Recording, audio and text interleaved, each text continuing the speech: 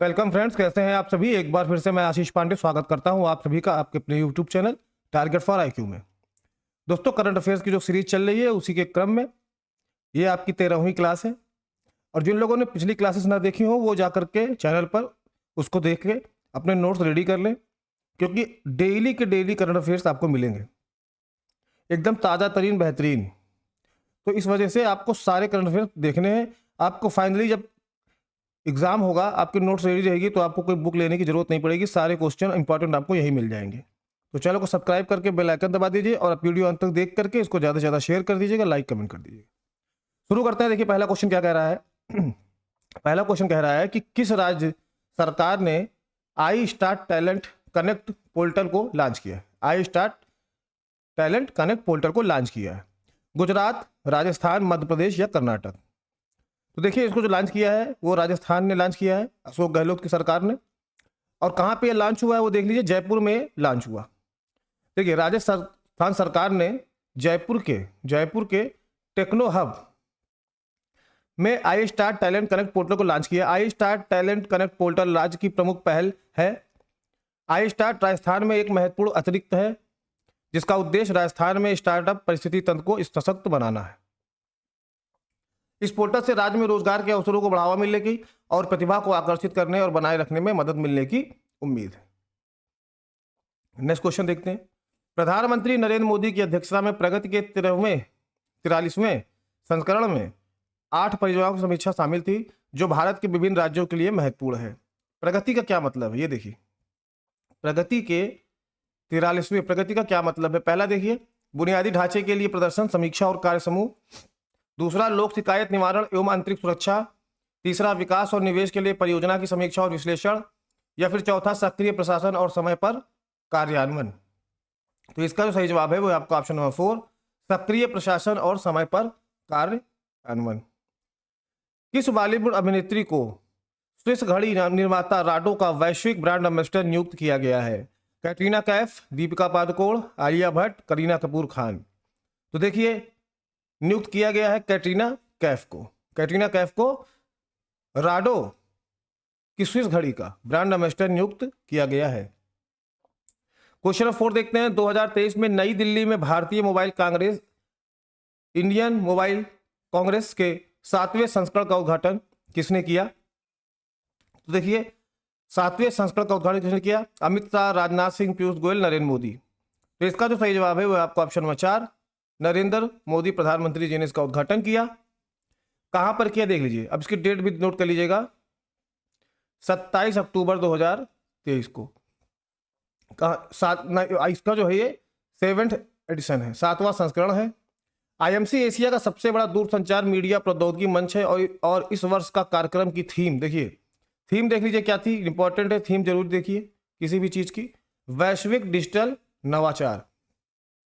प्रधानमंत्री ने कार्यक्रम के दौरान 100 5G यूज कैश लैब्स का पुरस्कार भी प्रदान किया, ये भी देख लीजिएगा, इंपॉर्टेंट है।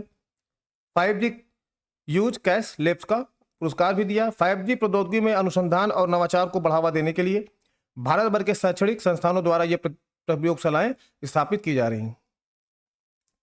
क्वेश्चन नंबर 5 पे चलते हैं। देखिए क्या कर रहा है। किस भारतीय पैरा एथलीट ने, पैरा एथलीट मतलब जो ऐसे खिलाड़ी एथलीट जो विकलांग होते हैं वो होते हैं पैरा एथलीट, ने एशियाई पैरा गेम्स में 2023 में पुरुषों की भाला फेंक स्पर्धा में F46 स्पर्धा में विश्व रिकॉर्ड तोड़ दिया है। सुमित अंतिल पहला, दूसरा सुंदर सिंह गुर्जर, तीसरा देवेंद्र झाझरिया या चौथा प्रवीण कुमार। सही जवाब है इसका आपका ऑप्शन नंबर दूसरा, सुंदर सिंह गुर्जर। डिटेल ले लेते हैं। 68.60 मीटर का इन्होंने थ्रो भाला फेंका था, 68 और वैसे देखा जाए जो पैरा एथलीट नहीं है उनका नाम है नीरज चोपड़ा, वो भी भाला फेंक में अव्वल है। इन्होंने विश्व रिकॉर्ड तोड़ दिया और इन्होंने श्रीलंकाई खिलाड़ी दिनेश प्रियंता के 67.79 मीटर के पिछले विश्व रिकॉर्ड को छोड़ दिया। सुंदर के थ्रो ने नए गेम्स और एशियाई रिकॉर्ड भी बनाए।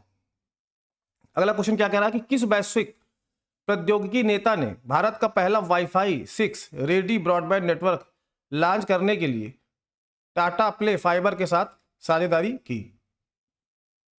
ये नेता नहीं है, प्रौद्योगिकी नेता नहीं है, कोई कंपनी है, ठीक है। सैमसंग, एप्पल, नोकिया, हुआई।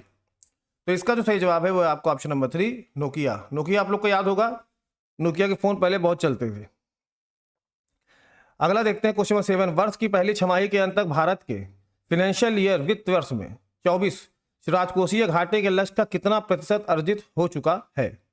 यानी कि जो फाइनेंशियल तो 24 है, इसमें जो राजकोषीय घाटा है, जो लक्ष्य है, उसका कितना प्रतिशत अर्जित हो चुका है। 37.2%, 39.3, 41.4 या 42.5। तो सातवें का सही जवाब है वो है आपका ऑप्शन नंबर 2, 39.3। आठवां देखते हैं क्या कह रहा है, ऑस्ट्रेलिया की बोली प्रतियोगिता से हटने के बाद, बोली इन द सेंस जैसे आप लोग आईपीएल देखते हैं तो उसमें क्या लगती है, उसमें बोली लगती है खिलाड़ियों की, ठीक है, ऑक्शन होता है। तो ऑक्शन प्रतियोगिता जो होती है उसमें ऑस्ट्रेलिया हट गई कि जो है 2034 में फीफा विश्व कप की मेजबानी करने के लिए बोली लगती है, उसमें ऑस्ट्रेलिया हट गई। अब उसके बाद सिर्फ एकमात्र बोली लगी है, किस देश ने लगाया है, और ये 2023 जो फीफा वर्ल्ड कप हो रहा है ये पुरुषों का है, ठीक है, ध्यान दीजिएगा इसको।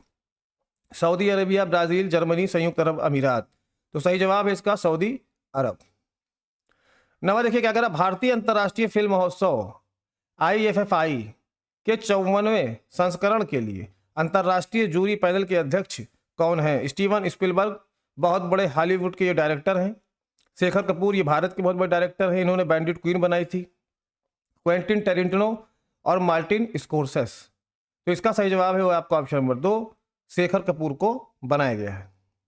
ये प्रसिद्ध फिल्म निर्माता शेखर कपूर हैं और ये 54वें संस्करण के अंतर्राष्ट्रीय जूरी पैनल का नेतृत्व कर रहे हैं, जो दक्षिण एशिया के प्रमुख सिनेमाई कारकुनों में से एक है, दक्षिण एशिया के, साउथ एशिया। क्वेश्चन नंबर 10 क्या कह रहा है कि wild life photographer of the year प्रतियोगिता में 10 वर्ष और उसके कम श्रेणी में शीर्ष पुरस्कार किसने जीता। 10 वर्ष यानी कि 10 वर्ष की आयु से कम खिलाड़ी में शीर्ष पुरस्कार किसने जीता।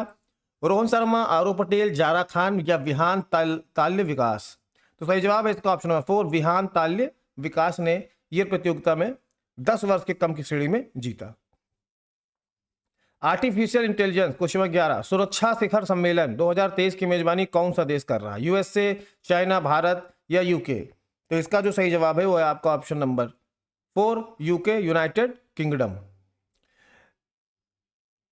इसके प्रधानमंत्री, यूनाइटेड किंगडम यानी कि ब्रिटेन, और ब्रिटेन के प्रधानमंत्री कौन है, वो है ऋषि सुनक, और बकिंघम शायर के बैलचले पार्क में इस कार्यक्रम की अध्यक्षता करेंगे। कहां पे करेंगे, बकिंघम शायर के बैलचले पार्क में इसकी अध्यक्षता करेंगे ब्रिटेन के प्रधानमंत्री। अगर यूनाइटेड किंगडम दे रहा है तो भी ठीक है, और अगर ब्रिटेन दे रहा है तो भी ठीक है, ठीक है।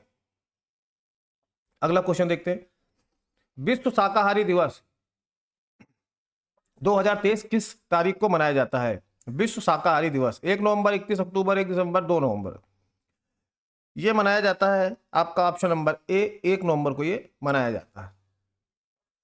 अब देखिए शुरुआत कब हुई इसकी, 1994 में इंग्लैंड में, ठीक है, इंग्लैंड के द वेगन सोसाइटी की स्थापना के बाद से शाकाहारी जीवन शैली और इसके विकास का जश्न मनाते हुए विश्व शाकाहारी दिवस हर साल 1 नवंबर को मनाया जाता है। किसकी, द वेगन सोसाइटी की स्थापना के खुशी में। क्वेश्चन नंबर 13 क्या कह रहा है, शिक्षा मंत्री की रिपोर्ट के अनुसार वित्तीय वर्ष 2022-23 के लिए भारत में महिला कार्यबल भागीदारी में कितनी वृद्धि हुई है। यानी कि भारत में जो कार्यबल है, जो नौकरियां हैं या जो कार्य करते हैं, उसमें जो है महिला की कितनी भागीदारी बढ़ी हुई है।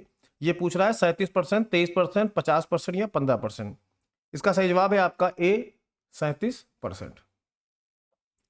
क्वेश्चन नंबर 14, हाल ही में यूनेस्को द्वारा किस भारतीय शहर को साहित्य का शहर नाम दिया गया, जिससे यह गौरव प्राप्त करने वाला भारत का पहला शहर बन गया। साहित्य का शहर, the city of literature, Delhi, Chennai, Kozhikode, Bangalore. तो देखिए ये जो है कोझिकोड, ठीक है, इसको मिला है और ये केरल में है। 15वां 2023 में हैलोवीन दिवस किस तारीख को मनाया जाता है। 31 अक्टूबर, 1 नवंबर, 2 नवंबर या 3 नवंबर। तो 15वें का जो सही जवाब है वो है आपका ऑप्शन नंबर ए, 31 अक्टूबर को। हैलोवीन दिवस प्रत्येक वर्ष 31 अक्टूबर को मनाया जाता है। यह पश्चिमी ईसाई आल सेंट्स दावत से पहले की पूर्व संध्या है और आल होलोटाइट के 3 दिनों की शुरुआत का प्रतीक है, जो आल सोल्स डे के साथ समाप्त होता है। किसके साथ, आल सोल्स डे के साथ। क्वेश्चन नंबर 16, निम्नलिखित में से कौन सा संगठन अपना एक राष्ट्र एक पंजीकरण मंच लॉन्च करने के लिए तैयार है। कौन सा ऐसा ऑर्गेनाइजेशन है जो एक राष्ट्र एक पंजीकरण मंच लॉन्च करने के लिए तैयार है। भारत चुनाव आयोग, राष्ट्रीय चिकित्सा आयोग, भारतीय रिजर्व बैंक या फिर राष्ट्रीय मानवाधिकार आयोग, ह्यूमन राइट कमीशन। तो 16वें का जो सही जवाब है वो है आपका ऑप्शन नंबर दूसरा, राष्ट्रीय चिकित्सा आयोग एक राष्ट्र एक मंच पंजीकरण लॉन्च कर रहा है। देखिए कौन कर रहा है, इसको लॉन्च करने के पूरी तैयार है और अगले 6 महीने में ये नेशनल मेडिकल रजिस्टर NMR के एक पैच पायलट का अनावरण करेगी, जहां डॉक्टरों को एक विशिष्ट पहचान संख्या आवंटित की जाएगी। क्वेश्चन नंबर 17 क्या कर रहा है कि ICAR भारतीय मृदा एवं जल संरक्षण संस्थान का मुख्यालय कहाँ है? गुरुग्राम, देहरादून, हैदराबाद, शिमला। तो इसका जो मुख्यालय है वह है आपका देहरादून में। क्वेश्चन ऑप्शन नंबर दूसरा सही है। देखिए इसकी स्थापना कब हुई थी? इसकी स्थापना कब हुई थी? इसकी स्थापना हुई थी 1 अप्रैल 1974 को, ठीक है। और कई प्रशिक्षण केंद्रों को मिलाकर इसको देहरादून में इसका मुख्यालय बनाया गया, और जो 1950 में देहरादून में स्थापित किए गए थे। यानी कि 1950 में जो छोटे मोटे बनाए गए थे संस्था, उन सभी को मर्ज करके देहरादून में इसका मुख्यालय बना दिया गया। और छोटे मोटे जो थे उनका नाम था कोटा, बेल्लारी, उधमंडलम, वाशद, आगरा और चंडीगढ़। क्वेश्चन 18 देखते हैं, निम्नलिखित में से किस देश के पास रोसाटॉम द्वारा निर्मित दुनिया की सबसे ऊंची परमाणु सुविधा है? रोसाटॉम द्वारा निर्मित दुनिया की सबसे ऊंची परमाणु सुविधा है बोलिविया, अर्जेंटीना, अजरबैजान या जिम्बाब्वे। तो इसका जो सही जवाब है वो है पहला सही जवाब है बोलिविया। बोलिविया कहाँ है?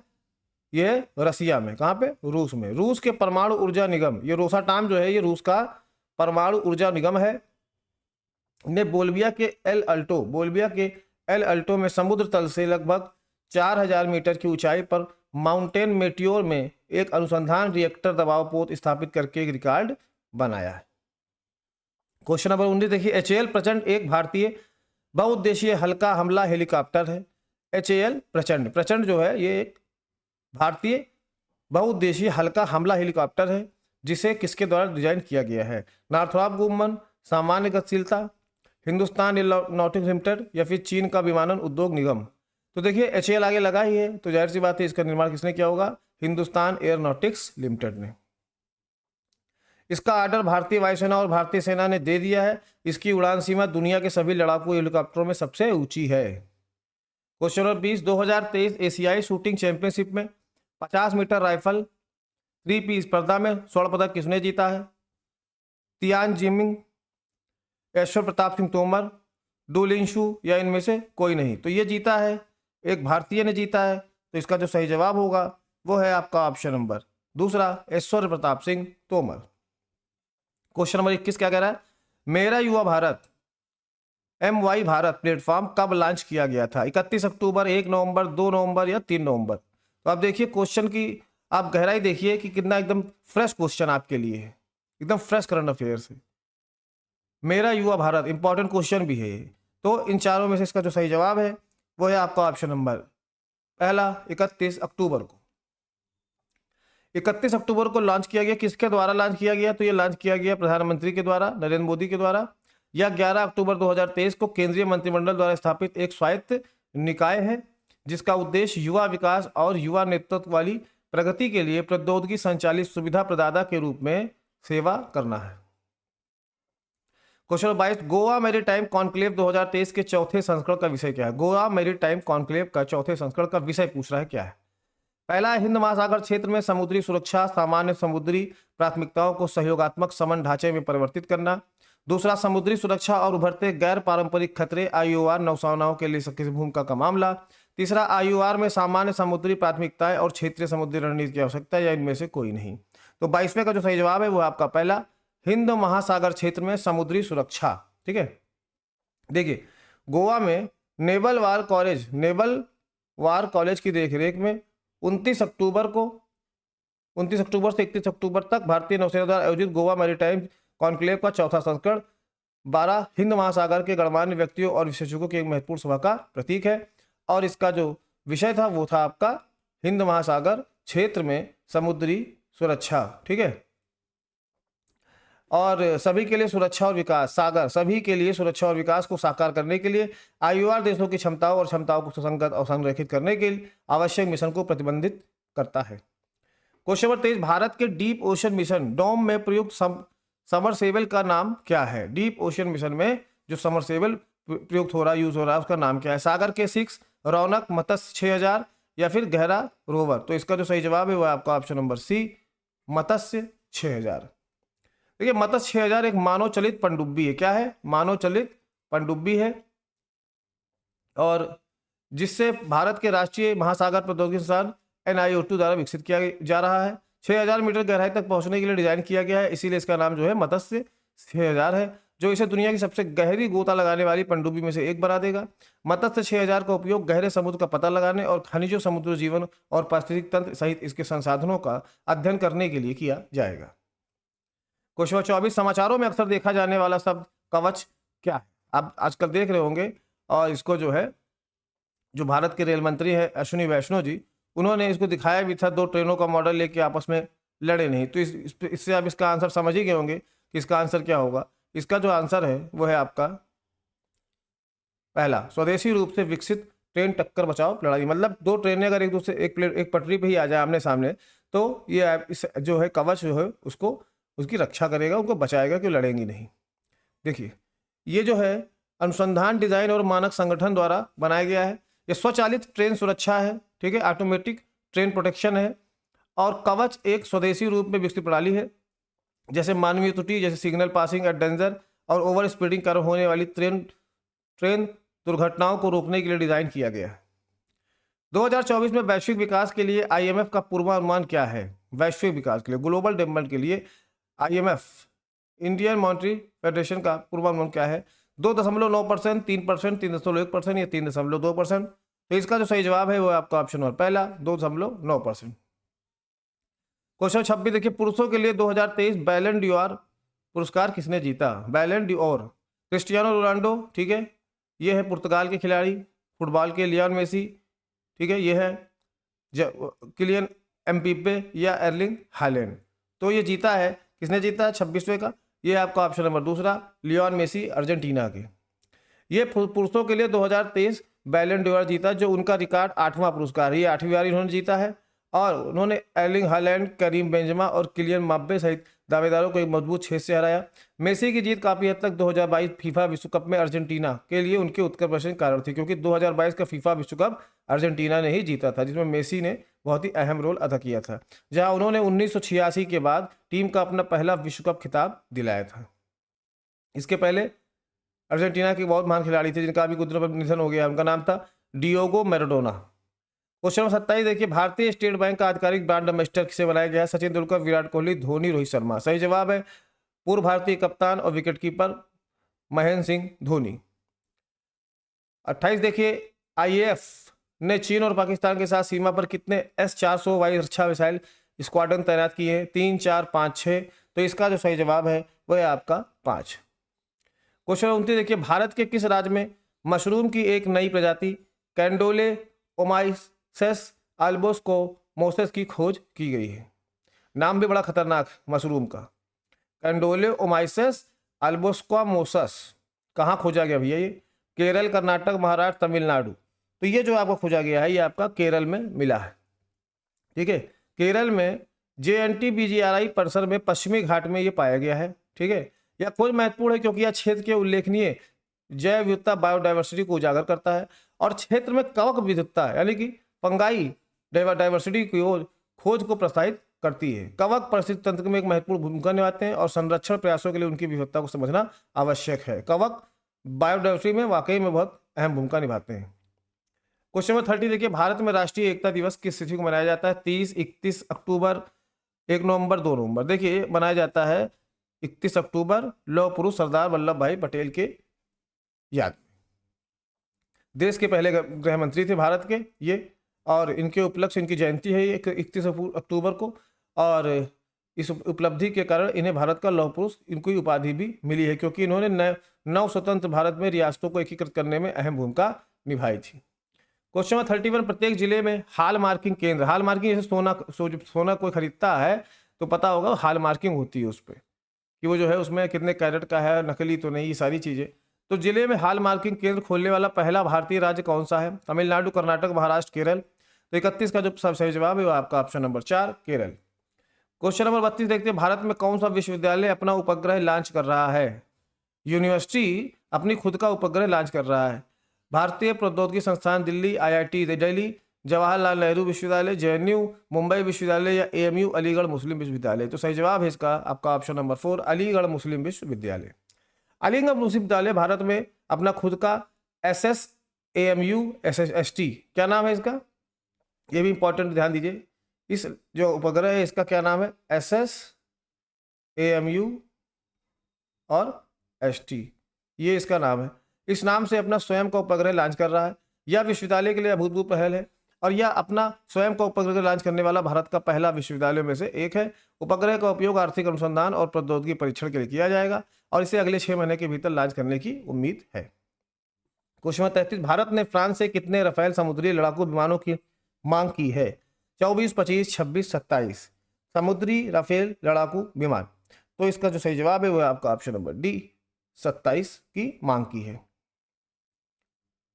ठीक है, इसका जो सही जवाब है ऑप्शन नंबर तीसरा है 26। 33 का जो सही जवाब है आपका ऑप्शन नंबर तीसरा 26 राफेल समुद्री लड़ाकू विमान की मांग की है भारत ने फ्रांस से। लास्ट क्वेश्चन देखिए, 2023 formula 1 Mexico City Grand Prix किसने जीता है? Charles Leclerc, Max Verstappen, Carlos Sainz या सार्जियो पेरेज। इसका सही जवाब है वो जीता है मैक्स वेरस्टेपन ने। मैक्स वेरस्टेपन ने 2023 formula 1 Mexico City Grand prix जीता है। रेड बुल रेसिंग सनसनी मैक्स वेरस्टेपन ने 2023 formula 1 Mexico City Grand prix में अपना दबदबा बनाया और साल की अपनी 16वीं जीत दर्ज की। ठीक है, और एक नया सीजन जीत रिकॉर्ड बनाया। तो दोस्तों ये थी आज की क्लास। आशा करता हूँ आपको क्लास अच्छी लगी होगी। तो ज़्यादा से ज़्यादा इसको प्लीज़ शेयर कर दीजिएगा, लाइक कर दीजिएगा, कमेंट कर दीजिएगा। चैनल पे नए हो तो सब्सक्राइब करना बिल्कुल ना भूलें और लगातार बेल आइकन इसलिए दबा दीजिए क्योंकि लगातार आपको डेली करंट अफेयर्स मिलेगी और आप अपने नोट्स बनाते रहिए। अब आप खुद ही देखिए, आज ही क्वेश्चन आप देख लीजिए, एकदम फ्रेश है, ज़्यादा से ज़्यादा 2-3 दिन पुराने हैं, तो इसको फ्रेश कहा जाएगा। ठीक है, तो ऐसे ही क्वेश्चन आपको मिलेंगे, तो इसलिए अपने नोट्स बनाते रहें और मिलते हैं आपसे अगले वीडियो में। तब तक के लिए जय हिंद, जय भारत।